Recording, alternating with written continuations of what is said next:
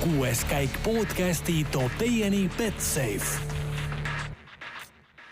No nii, tervitused taas kõigile rallisõpradele. 6. käigu stuudios on ikka Raul Ojasaar, aga Karl Kruda täna stuudios kohal ei ole, vaid on lõunaosariikides tööülesandeid täitmas, nagu ma aru saan, nii et täna on ta meil hoopis telefoniliinil. No tere, Karl, ja räägi, mis sa seal Tartumaal Tartus ajad? Tervitused siit Lõuna-Eesti poole pealt. Uskumatu ikka, kuidas elu ja tehnika läheb nii palju edasi, et ei peagi enam näost näkku üksteisele vaatama. Küll aga ma igatsen sinu emotsioone, Raul.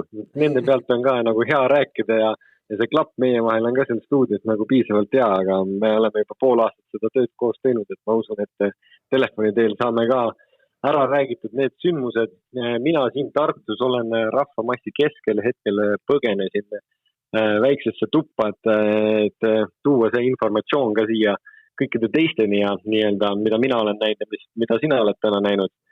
Tegelikult ju põnev on see, et seda kõik on jällegi võimalik teha tehnika vahendusel ükstapuha, kus sa oled ja just WRC Plus All Live'i vahendusel. Mina olen veini- ja toidufestivalil Tartus, kus on meeletu rahvas, ilus kontsert ja palju inimesed, see on ka lust ja lillepidu, et inimesed on väljas ja jumal tänatud, et Eesti suvi on nii kena. Et mul ei ole siia midagi juurde väga lisada, et mõlemad oleme ikkagi väikses kuubikutes, väikestes tubades, kahjuks seekord üksteisele otsa ei saa vaadata. Aga Raul, esimene Neste Oil Rally Finlandi päev, välja arvatud eilne õhtu siis väikse Harju linnakatsega, mis emotsioone siis nii-öelda kogu päev sinu jaoks tekitas? No võib-olla see kõige tugevam emotsioon seostuski Ott Tänaku väga tugeva sõiduga, et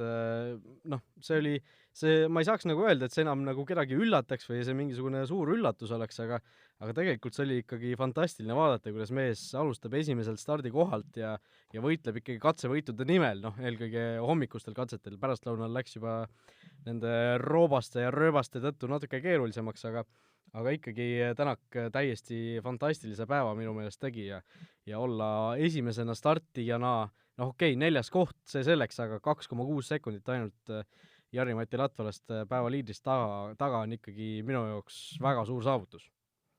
Ikka väga suur saavutus, isegi arvestades seda, millised vahed tegelikult sellel päeval olid.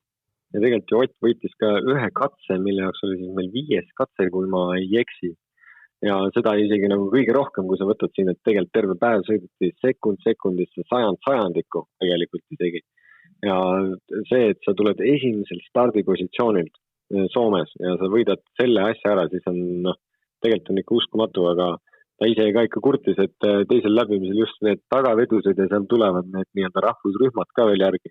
Et seal on auto nii-öelda laiused on erinevad ja on esivedulised, tagavedulised on, sõidetakse imelikku joont, et see on see, mida me Sebastian Ogier aastaid kurtnud, et nagu see teine läbimine on ja kõik on puhas, see ei tähenda seda, et minu jaoks kõik puhas on. Tema ikkagi seda uue ja puhta joone sisse ja teised tulevad järgi, aga jumal õnneks on homme hea päev, sellepärast, et mees saab ikkagi startida tagantpoolt.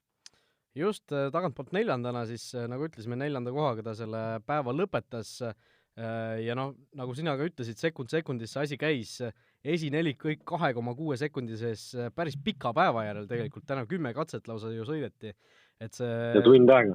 Ja tund aega, just, et selle järel, et need vahed nii väikesed on, näitab ikkagi, kui väikestes asjades see kogu rallisport tänapäeval tipptasemel kinni on.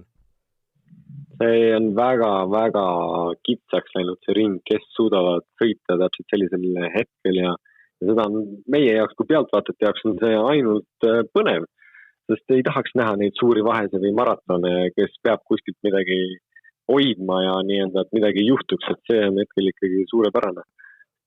See on tõesti suurepärane ja ütleme nii, et kuni 8. katseni olid tegelikult kõik, või mitte kõik, vabandust, aga 4 meest olid 0,6 sekundis, 0,01 sekundit kilomeetrile ja siis oli sõidetud 52 minutit. Jah, see on ikka, see oli tõesti fantastiline. Ja see, et Chris Meek suutis täna vist 4 katsel 10 edastada Ott Tänakut täpselt 0,1 sekundiga, et see oli ka nagu täiesti omaette saavutus juba, et need mehed nagu nii väikese vahega kogu aeg sõitsid ja alati see Meek natuke nagu peale jäi. See oli nagu mingi ajakontroll punktide või selle ajapunktide viga, et täpselt 0,1, see jäi mulle ka päris mitu korda silma, et see ei ole nagu see ei ole reaalne.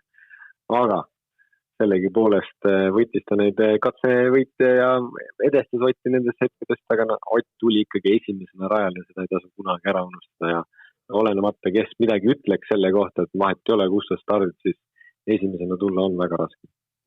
Just ja tegelikult kui me rääkisime väikestest vahedest, siis kui me läheme sellest esinelikust tagapoole, siis Greg Priin, Andres Mikkelsen, Sebastian Ogier ka vaid 0,9 sekundi sees kõik need 3 meest ja Ogier 7. kohal kaotab ainult 15,3 sekundit Latvalale, et tegelikult ei saa sellest esi-7-st mitte kedagi veel täiesti välja nagu arvata, et Neville võib-olla 8. juba on see vahe seal 30,9, et temal läheb natuke keerulisemaks, aga tegelikult Ogier tegi ju väga sellise vaikse päeva, et ei pannud teda kuskil väga katsete esiotsas tähele, ei olnud ta kuskil väga kiire, aga näed, sellise stabiilse sõiduga eksimusi ei teinud ja ikkagi ainult 15 sekundit vahe.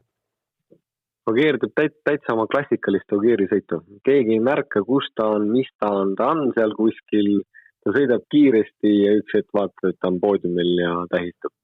Ja võtab jälle järgmise karika ja suure punktisumma ja see ongi tema käekäik, aga tema sõidab kindlasti tiitli peale, tema ei saa nii palju riskida, aga minu jaoks priceless face hindamatu nägu tänasel hommikutundidel oli Thierry Neuville, kes tuli SS2 katse lõppu ja kui ta nägi aega, mida oli sõitnud Ott Tänak, mida oli siis sõitnud pärast Ott Tänakut, Sebastian Ogier, siis see oli tema jaoks ikkagi suhteliselt suur hämming, et ta kaotas sellel katse peal 11 Otile 11 sekundit.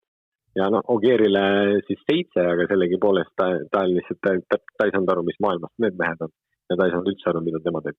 No see oli tõesti päris naljaks vaadata, et kuulata, et kuidas Neville ütleb, et ma peaks ka kiire olema, aga ma ei ole, et ma ei tea, mis toimub aga tema õnneks ta sai seal, tundub lõunapausi ajal midagi ka rohkem natuke korda ja suutis nagu pisut rohkem seal tempos püsida, kuigi need kaotusi sekundid kogunes ka pärastlõunal tegelikult oma jagu, et Hyundai ei ole kunagi Soomes võitnud, mingi stats oli vist isegi, et nad pole kunagi poodiumile jõudnud Soomes, mis tundub nagu uskumatu, aga ma ei vastuta, kas see vastab tõele või mitte, aga see ka näitab, et see ralli ei ole kunagi Hyundai ralli olnud ja ei ole Neville'i ralli ka väga kunagi olnud, et see tõesti oli täna ka väga hästi näha. Aga kui nüüd natuke nende individuaalselt veel minna, siis Jari-Matti Latvalast ei saa mööda vaadata. Hea meel on Soome selle juba legendi üle, tema tõesti vahepeal ju väga raskeid aegu talus ja tänane päev ikkagi tema poolt läks ikka väga-väga korda ja liidri koht igati teenitud, kas 4 või 6 katsevõitu vist isegi. See oli, Jari-Matti tegi hea sõidu ja nagu pärast Sardiiniat mees ütles, siis ta ütles, et ta läheb suvepuhkusele, ta teeb restardi ja teises hooaja poolest ta tuleb tagasi tugevana ja võimsana ja hetkel ta teeb täpselt seda, mida ta on lubanud ja seda on hea vaadata. Kõige nukram katse vist oligi tema jaoks tegelikult viimane täna, mis oli Harju, kus ta kaotas 1,3 sekundit, kuigi ta ise ütles, et ta ei saanudki väga sellest aru, et tal tundus, et sõit tuli hästi välja ja lisaks siis tegelikult oli tal ju ka refi probleemid ja seda oli ka tema meeskonnakaaslasel Chris Meagil, et mõlemad lõhkusid ära vasaku tagumise refi täna millegi pärast, aga ka palju ühel ja samal katsel, äkki üks ja sama kivi.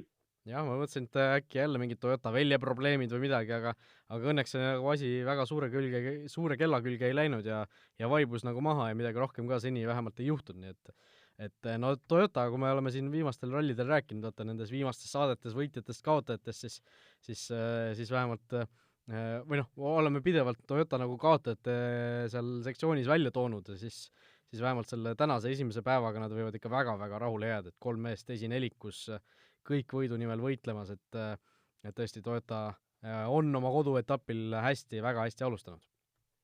Jah, Jari-Matti Latvala esimesel kohal, siis Jari-Matil on ajalooliselt 3 võitu Soomest või kodust, Chris Meek siis teisel kohal, aga päris võitjateks nii-öelda siis vaheetapil võitjateks Toyotat kohe panna ei saa, sellepärast et Esa-Pekka Lappi on lõpuks natukene ka mind päästnud, aga mees lahutab Otti poodiumi kohast siis ja on 3. positsioonil, mis on tegelikult, mul on siiralt hea meel, et see mees on tagasi ja tegelikult see sõit, mida ka tema täna tegi, oli uskumatu. No see jah, mulle meeldib seda Eesa-Pekka Lappi sõitu vaadata, siis selle tsitaadi taustal, mis ta andis siis natuke enne rallit siin juuli lõpus, noh, vabandust siin keelekasutuse eest, aga nii ta ütles, hooaeg on olnud sitt, muud polegi öelda. Kui keegi Soomes ei katkesta, siis, või noh, tähendab, soovin, et saaksin seal sõitu nautida, aga siis pole ilmselt tulemus eriti hea. Kui teised ei katkesta, ei ole meil võimalik võita. Ja siis tuleb Lappi ja teeb sellise esimese päeva, täiesti tühja koha pealt justkui. Võib-olla ka langetas teiste inimeste nii-öelda ekspektatsioonid nagu alla ja siis tuli pani väikse maksaka. Jah, no soomlased ka tegelikult, 2 soomlast esikolmikus, arvestades seda, et Soome rallisõitjate hooaeg ei ole väga hästi läinud, siis selle üle võivad nad ka kindlasti rahul olla, aga Teemu Suninen, mees, keda siis mina ennustasin eile suure suuga selle ralli staariks, on siis teinud absoluutselt kõike muud peale selle. Siin päeva alguses tal olid väiksed probleemid, tundus, et ta kaotas seal mingisuguseid neid aerodünaamilisi tükke oma auto küljest ja ei suutnud seetõttu väga hästi sõita neid päeva esimesi katseid, aga ka päeva teisel poolel, kui ta auto uuesti korda sai, ei näidanud ta mitte mingisugust kiirust, päeva lõpuks alles 9. koht, 52,6 sekundit Latvalale kaotust ilma eriliste suurte eksimusteta, et seda on ikka selgelt palju. Seda on tõesti väga palju ja tegelikult kõikidel katsetel ka, mis ta teises päeva poolest sõitis, et ei olnud kuskilt ei olnud mingit nagu meeletut välgatust ka, et nagu oleks korra midagi, et igal katsel ikkagi pool sekundit kilomeetrile kaotada, siis mehelt, kes tegelikult sama, mis ma esimeses saates rääkisin, et kui ta tuli esimest korda WRC-ga välja Poolas ja siis Soomes, siis ta tegelikult näitas väga-väga konkurentsivõimelise aegu just selle sama autoga. Kurb on võib-olla natukene see, et Elvin Evans on sellelt etapilt kõrvale jäänud, Teemu Sunnin ja Aidan Padden on välja siis pannud, tegi testil sellise avarii, et ei saanud seda rallit sõita, et raske on nii-öelda võrrelda, et kas tegelikult selles asjas küsimuses või selles kiiruses on auto põhjuseks või tegelikult on nagu sõidumees, aga Rally Estonia, meenutamaks ka Rally Estoniat, olgugi, et auto oli erinev ja aeglasem ja võib-olla vähema aerodünaamikaga, siis tegelikult kaotus esimestele väljendus üsna sarnases pildis.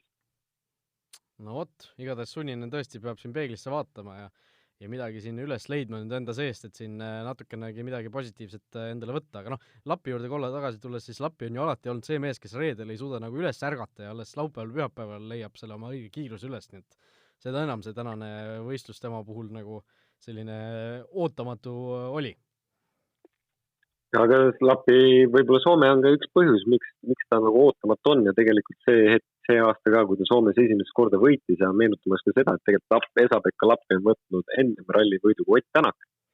Nüüdseks muidugi on asjad vähe muutunud, see võit jäi temal ainukeseks või on hetkel ainukeseks jäänud, siis see hooaja teine pool võib täitsa pöörduda ka tema kasuks, ma loodan, et see nii läheb, see sõit, mida mees praegu teeb, on suurepärane ja tegelikult päeva lõpus ikkagi ta ütles, et ta on ise kõigega väga rahul, kõik toimib väga hästi, ta naudib väga ja mida, kui keegi jälgib koha WRC on live, siis Janne Fermi naer mõne katse lõpus, kui kõik on nauditav ja täiesti õigesti välja tulnud, siis see naer on lihtsalt südamest ja see on alati hea kuulda. Just, ja no üks mees veel, kes võib tänase päevaga ikka väga rahule jääda, on kiirem Hyundai, Craig Breen. Esimene ralli sel hooajal, esimene ralli Hyundai'ga ja lõpetab avapäeva Soome rallil 5. Ja kõige kiirema Hyundai'na. Just. See on tõesti, tegelikult mees ei ole sõitnud. Ja ta ei ole see aasta üldse Virtsuga sõitnud, eelmine aasta ta sõitis Citroeniga, nüüdseks vahetas ta autot ja tegelikult arvestades seda kiirust ka, mida ta on täna näidanud, siis kas Hyundai on teinud piisavalt häid etappe ja samme selle jaoks, et see kiirus läheks õiges suunas, aga tegelikult see, kuidas ta täna hommikul välja tuli kodust ja hakkas otseses mõttes paugutama, siis see, et ta hetkel istub 5. kohal, kaotades 11 sekundit nii-enda Otile, kes on siis 4, ei ole see üldse paha tulemus ja no ma arvan, et tema võib õhtul küll minna rahuliku südamega magama, et tema on meeskonnast, väljaspoolt meeskond on palgatud, võib-olla 9 etapiks ja ta on kõige kiirem selles meeskonnas. No vot, ja üks küsimus, mis siin mitmelt poolt ka tuli, võtame selle enne seda küsimuste rubriiki ära, sest see haakub nagu mitmete muude teemadega ka siin.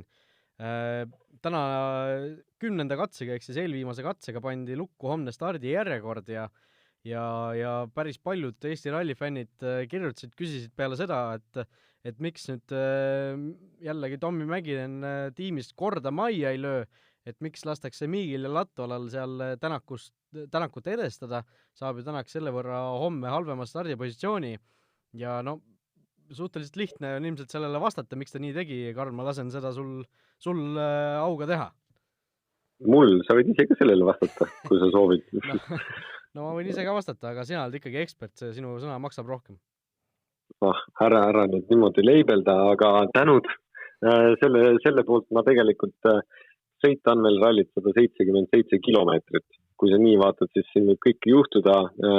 Ainuke viis, kus seda, tegelikult on 2 viisi, kuidas oleks saanud mööda lasta, 9 oleks olnud siis see, et mõlemad oleks pidanud gaasi korra maha võtma, aga kuna tänapäeva WRC autodesse ei tule live splitte ja keegi ei tea, kui kiired nad katse peal on, et siis sa tegelikult ei julge ju seda maha võtta.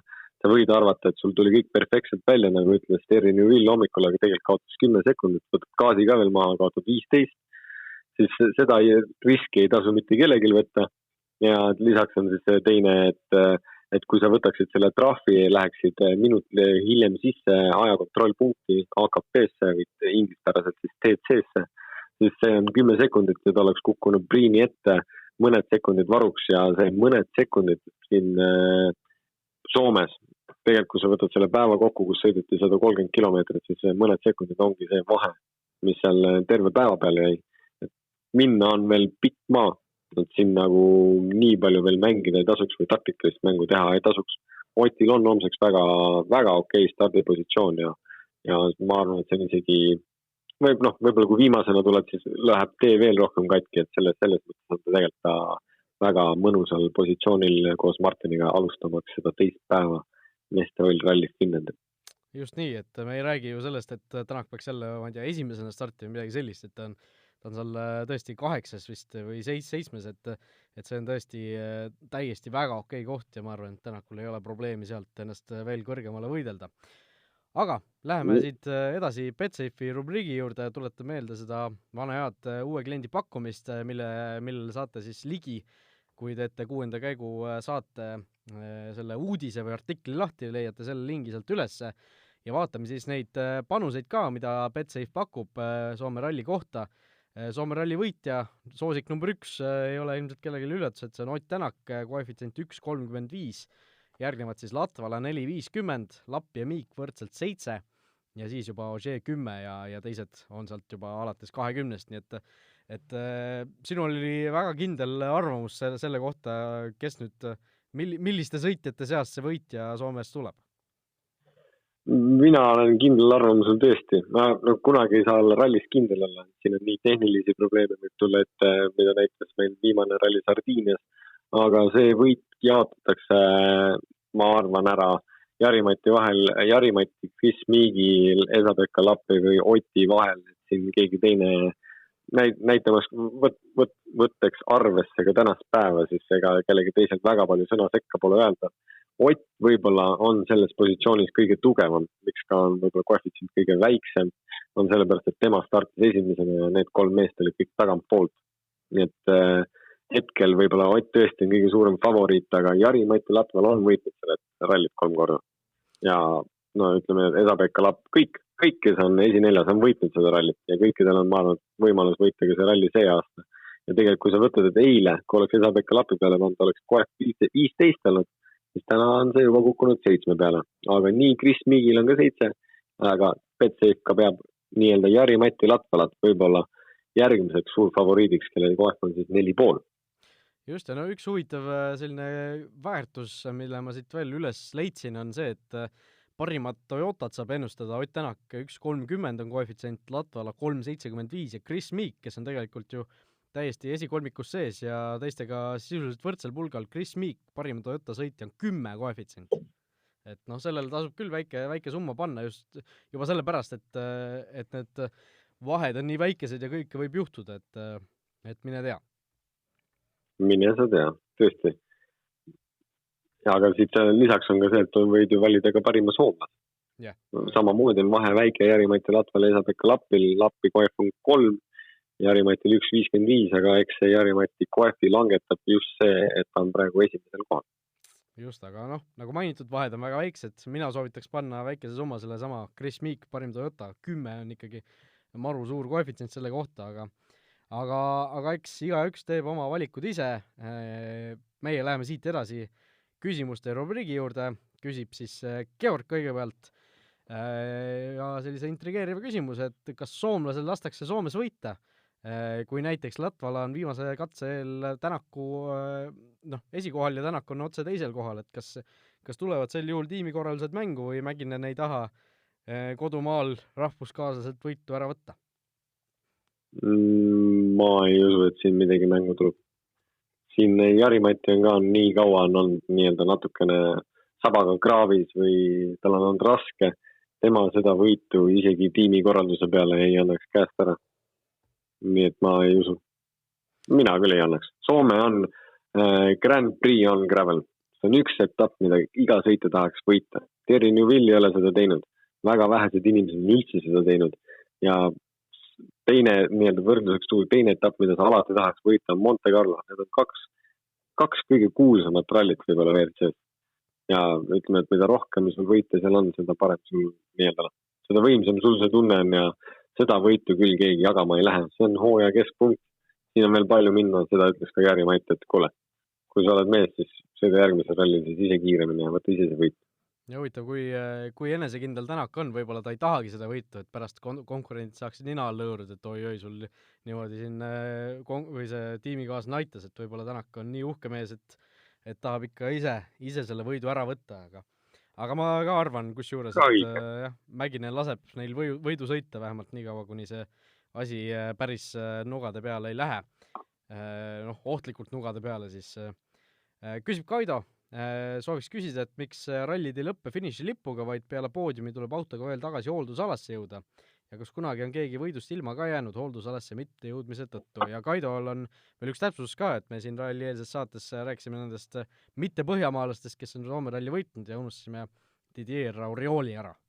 Aga Kaidole ja ülejäänud kuulajatele ka vabandused, aga Kaido küsimus et miks ei lõppe ralli finišilipuga, vaid tuleb veel tagasi ka hooldusalasse jõuda? Kas minu meelest see Auriol, kas see on siis WRC etapp, et selle Euroopa meistrivõistlus?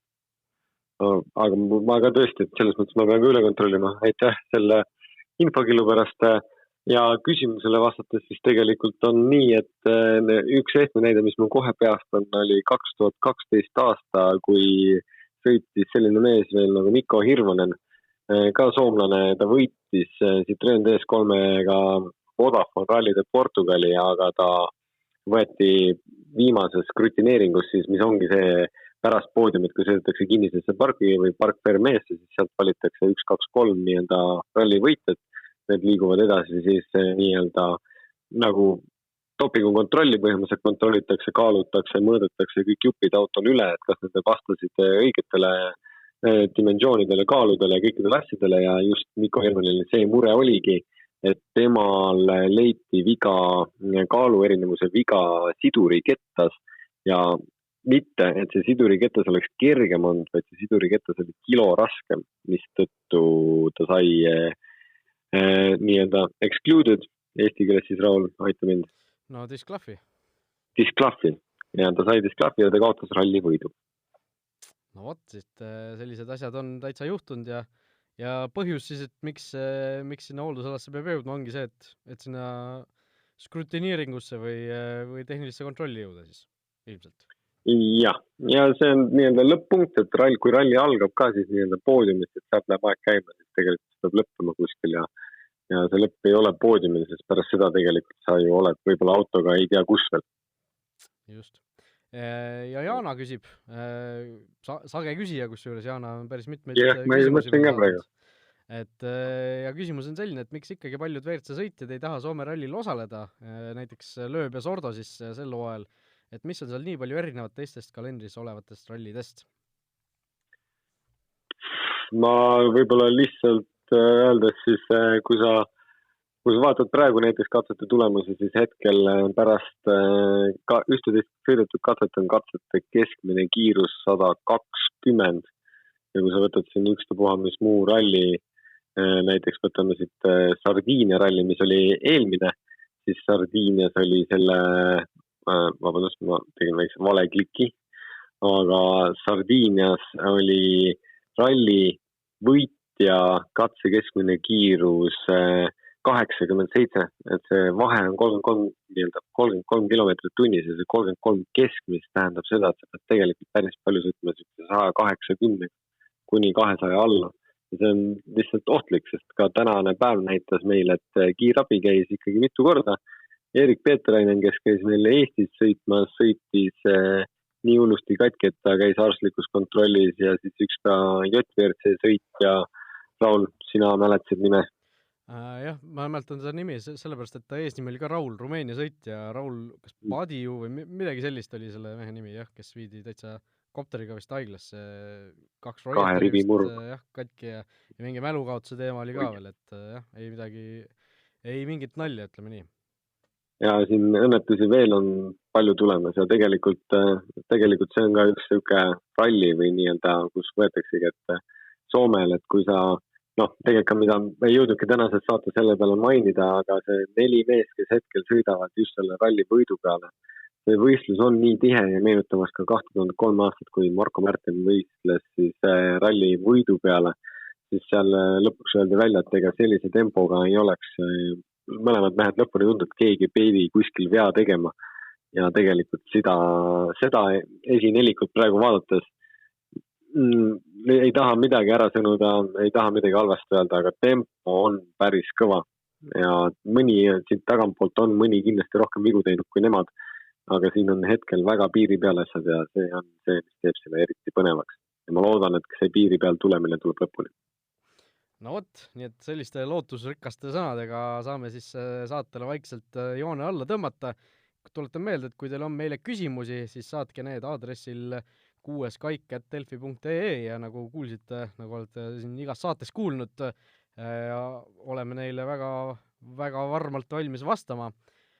Aitäh kõigile kuulajatele, aitäh Karlile, kes sealt Tartust meiega seekord liitus ja kohtume siis juba homme õhtul. Tänud kuulamast tõesti ja jääme siis homset ootama. Nägemist! Kuues käik podcasti tõi teieni Betsafe.